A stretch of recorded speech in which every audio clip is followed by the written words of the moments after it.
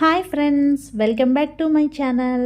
ఈరోజు నేను చూపించబోయే రెసిపీ వచ్చి చాలా హెల్దీ అండి. అలాగే వెయిట్ లాస్ అవ్వాలనుకునే వాళ్ళు ఈ రెసిపీని మీ లంచ్లో కానీ డిన్నర్లో కానీ కంపల్సరీగా ఇంక్లూడ్ చేసుకోవాల్సిన రెసిపీ అండి.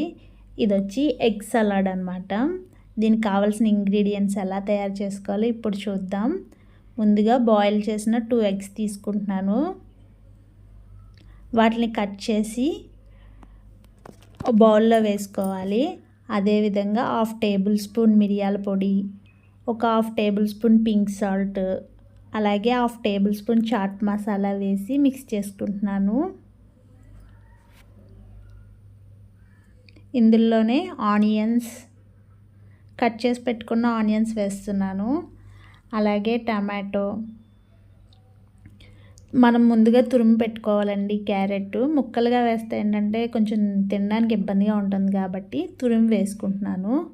అలాగే కీరా ముక్కలు అనమాట, కొరియాండర్, కొత్తిమీర, అలాగే పచ్చిమిర్చి కూడా వేసుకుంటున్నాను అనమాట. వీటిలన్నిటిని మిక్స్ చేసుకోవాలి.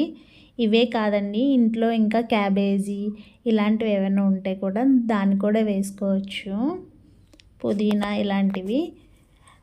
లైట్గా లెమన్ పిండుతున్నాను అనమాట.